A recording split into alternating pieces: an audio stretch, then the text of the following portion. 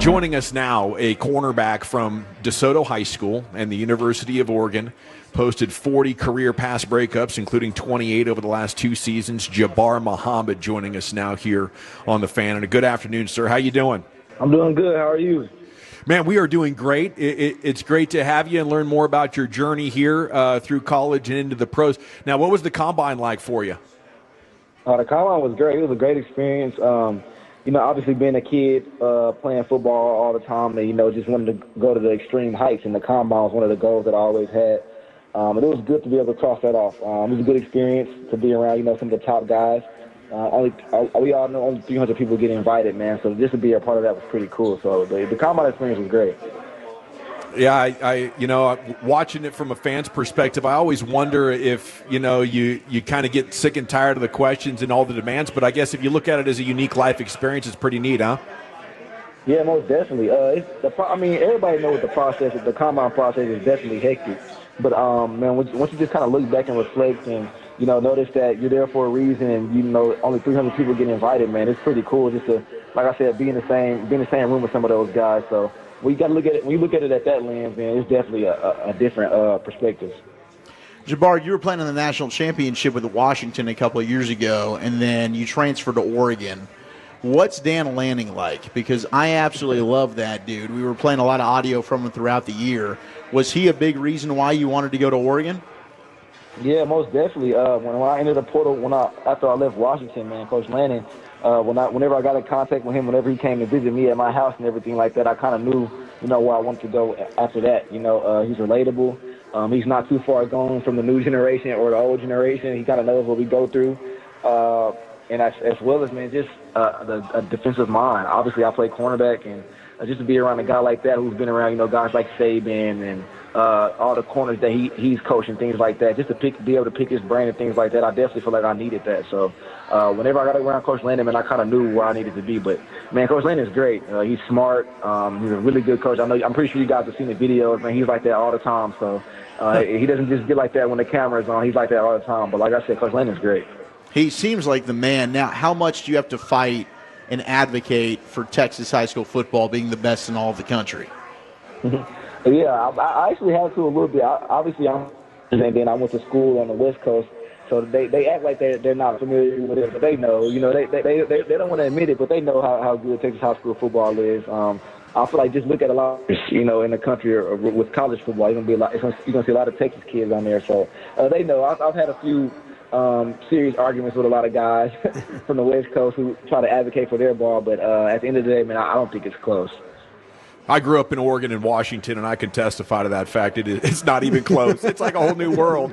But you guys, you were part of some great teams. They are pretty good at aggregating the talent and figuring out ways to get guys in Seattle there and Eugene and Corvallis and stuff. Now, what was it like, having that journey that you did at playing at 3 different universities? If you could go back and do it all again, would you have stayed at one, or did you enjoy that journey, that tour?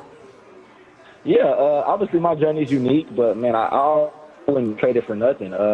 Every school I've been at, I got a really tight-knit, close group of friends at every single school. The coaches, I've learned a lot from every single coach at every single school, man, and I feel like that's just a part of who I am now.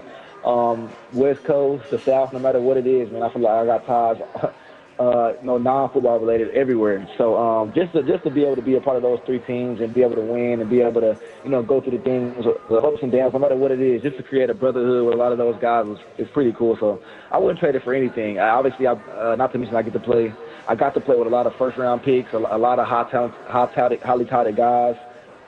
Just around different levels of football, man, it was great. So I wouldn't trade it for nothing. Hey, Jabbar, it's funny because we watch a lot of tape. On our show, we really get into the draft. We've got a couple of guys that really dig into this thing, so we watch a lot of tape. I know one thing. Every time I watch Oregon tape, I'm going to get a different uniform combination. Give me your favorite Oregon uniform that you ever put on. Oh, man. I'm a basic guy, man, but I love the ones who were against Michigan, the chrome with the white on white, man. That was sure. those are pretty tough right there. Those are pretty cool, and just everything that went about it. You know, there's a lot of details in those jerseys. You know, it might look like it's black numbers, but the numbers are actually like reflective, like greenish, black. It's just crazy, man. The things that they're able to do with the jerseys up there. But I would definitely say the chrome and the white on white was my favorite pair this year. Yeah, is it one of those things where, like, when you show up for games and you walk into the locker room, do you know what you're going to wear that week, or is it just when you get to the stadium and you take off your headphones and put your stuff in your locker, that's the first time you see it? Nah, so at Oregon, we actually put out the uniforms like on a Thursday or a Wednesday or a Thursday. They put them out on social media so the fans can see them and the fans can match us or whatever. But we don't see them until game day. We don't see the uniforms until game day. So when you walk in the locker room after the walk and everything like that, you take your headphones off, you're able to see like your helmet, your jersey with your name on it and everything like that. And just to see, I feel like every kid grew up, you know, knowing that Oregon is known for the uniform, obviously known for the football team like that. The uniforms are a plus. Everybody knows they have really good uniforms. So for me to be able to see that and witness that this year was really cool. So I would definitely say, yeah, man, just those jerseys, the white, definitely the white, the chrome with the white on white was pretty cool. Local legend Jabbar Muhammad getting ready to be drafted into the NFL with us here in the GBAG Nation. Who was the best player that you played against in college? Oh, man, that's a great question. But I always – the best player I played against I guess the best player I can say is Caleb. I played against Caleb Williams. He was really good. But the best matchup I've ever had, I'll probably say Quentin Johnston from TCU in 2022. He was pretty good. The good wide out, vertical threat, tall, a really good athlete. Man, we pretty much went at it. So I'll definitely say that was probably one of the toughest matchups I had. But the best player, I'll definitely say Caleb Williams. Well, how about those practices? You guys must have had some practices at Oregon and Washington where you lined up against some guys that were pretty damn good. Oh man, yeah, you hit it right on the money. I was obviously, and I say this is one of the best players I've ever played with or ever seen play football. Michael Penix.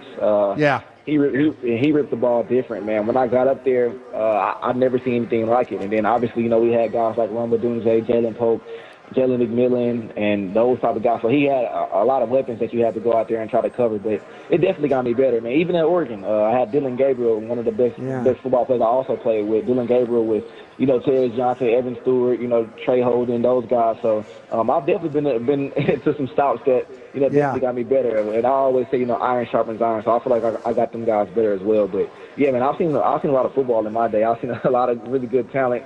So yeah. You started at Oklahoma State, then went to Washington, and then Oregon. How have you seen kind of the college landscape change since you've been a part of this with the transfer portal, with NIL, and all of that? I mean, you've really kind of lived this whole transition for college football. Yeah, I actually have. I've seen it change. My freshman year, it's way different than it is now. You know, you got, you know, high school kids coming in making a lot of money. You got transfers coming in making a lot of money, and just like you said, the portal, man, I feel like it's a really good addition. I feel like if you use it right, man, you'll be set. But some guys, just, you know, I feel like some guys, you know, abuse it. You know, they don't. Maybe, you know, they get benched and they want to leave all of a sudden. You know what I'm saying? I feel like sometimes it takes the competitiveness out of it if they don't have a legit reason on why to leave. But at the end of the day, I feel like it does benefit us athletes. So that's pretty cool. But man, yeah, and as well as NIL, man, kids have been putting blood, sweat, and tears into this game for a long time and not getting a dime. So it's pretty cool to see everybody, you know, reap the benefits of, you know, what they put in. So that's pretty cool as well. So just to see the whole landscape change for the better, I think it's pretty good. What was the craziest question you got asked at the combine? The craziest question I got asked at the combine, I didn't really get asked nothing super crazy. I mean, I guess I have to say a story of, you know, how it was when I was younger, as far as, you know, my household, because I got a lot of family and things like that. So they kind of asked me how the battles were and things like that when I was little. But I didn't really get anything too crazy. Nobody asked you if you would you rather be a cat or a dog, something like that? I don't have one of those combine experiences. I don't have one of those stories. We know you got that dog in you. You got that dog in you. I didn't get that question. What are your favorite memories of playing at DeSoto? Oh man, I'm gonna be honest. I'm gonna say the practices. Those practices definitely molded me for college. Those practices were crazy. I never forget. The Soto. You have like obviously the parents come and watch their kids, but you had like fans come and watch the spring practices because it was a good level of competition. You know what I mean? That was like college practices out there. So I'm gonna say the practices, man. I went at it with a lot of top notch guys, and that definitely got me motivated for college. So you definitely have to be on your P's and Q's at the Soto, man. So I'm gonna definitely say the practices, man. It was crazy just to see that type of atmosphere, just at a high school practice, to see the stands being there packed at a high school practice was crazy. So I'm gonna definitely say the practices. So your relative Malik Muhammad's at Texas. He went to South Oak Cliff. So was there a little bit of a family rivalry there? No, it was all love at the end of the day. They made a decision based off what they wanted to. So no, it wasn't a rivalry there. I always felt like it was best for them. So that's the decision they went with. And at the end of the day, man, I think they won, back-to-back state champs or something like that. They sure did. Sure. I can't. If it is a rivalry, I can't. It's not a rivalry on my end. I never won state, so I wouldn't want to get in that argument. Oregon corner and DeSoto Eagle Jabbar Muhammad with us here in the GBAG Nation. When it comes to where you want to go, I know the politically correct answer is like whatever team takes me, I'm happy to go there. But what would it mean to you to be able to come back and play for the Cowboys? Oh man, I couldn't even imagine. That would be surreal. I live 20 minutes from the stadium. Obviously, I have a lot of family. They can all come to the games and things like a lot. Just to be like in my own backyard. I played there. I played in Jerry's World a whole bunch of times. So man, to come back and potentially get drafted there, man, that'll be. I don't know what type of emotions will be running through my head and my family's head. That'll be crazy. So I couldn't even imagine, but man, it'll mean a lot. Like it'll mean the whole world, honestly.